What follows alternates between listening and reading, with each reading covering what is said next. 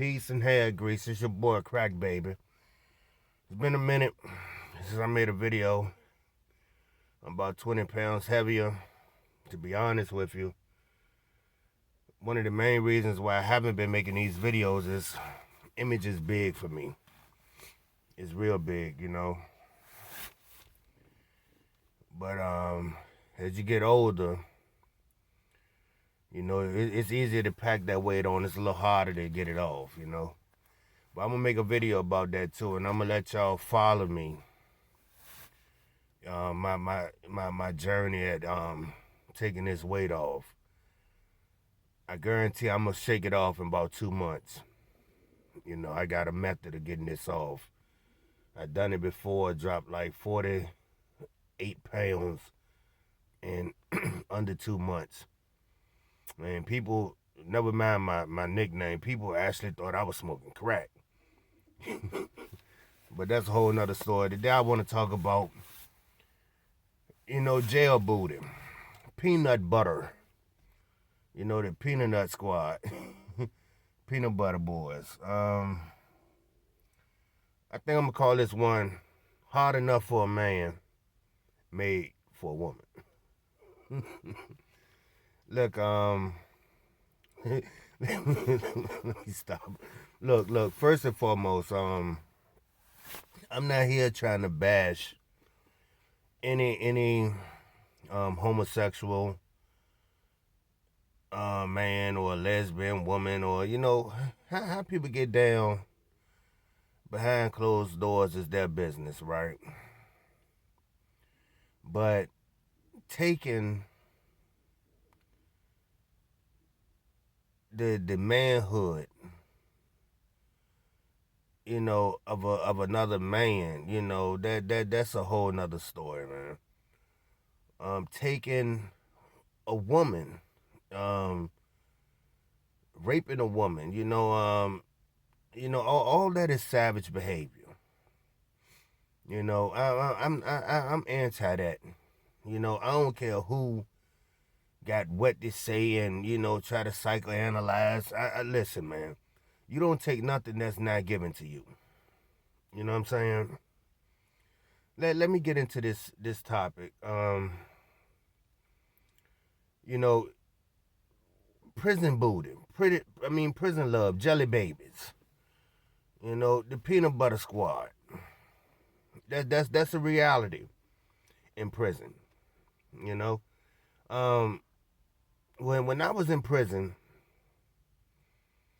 you know, I was in prison at a time where the old prison convict, that era was dying, and the new prison inmate culture was being born. What I mean is, and you have to probably talk to your aunts and uncles, you know, people that's 40s, 50s up to really understand the difference between the convict era in that culture versus the inmate era in that culture. The convict era and culture was this. Although homosexuality or sleeping with a man in prison, for the most part, in black culture, that was never a stamped behavior prior to 2000s in everyday black life. That's something that came about, you know, 2000. In that time, you know, you start seeing this explosion of homosexuality in the black community. Before that, I don't deny we had homosexuals, you know, whether they was open or in the closet, but it wasn't something that was in your face. It wasn't something that was being shoved down your throat. No pun intended. But and that reflected on the prison culture. Back in the 60s and 70s and 80s and, you know, I guess early 90s, there was two ways to be gay in prison, or there was two type of, I guess, gay, for lack of another word, in prison. Those were those who were homosexual by choice and those who were homosexual by force. And those who were in either category, it wasn't something that was, very popular. I mean, it wasn't stamped as far as it was widely accepted, you know? It wasn't something that was bragged about or talked about or celebrated. It was something that was done but was kind of hush. For an example, I had homeboys that, was part of the sleeping with other men thing, you know? And when I first came to prison and, I saw it, of course I was shocked by it. So when I had the opportunity to talk, to people that I knew from the street that I felt I could have that conversation with without them being offended. I had that conversation, and I chop it up to this. We saw it, but we didn't approve of it. But at the same time, we didn't judge a man or, condemn a man or turn our back on our homeboy because, he liked prison booted. As long as he didn't advance that on those of us who were straight or heterosexual, you know, do you. You know what I'm saying? And in prison, respect is everything. From the heterosexual to the homosexual, you don't go out your way to disrespect anybody in prison. That's first and foremost. That's a good way to lose your life. A fast way to lose your life is being disrespectful. You keep your opinions to yourself. You know what I'm saying? Now, I learned Islam in prison. That's where I became Muslim or learned about Islam and accepted Islam.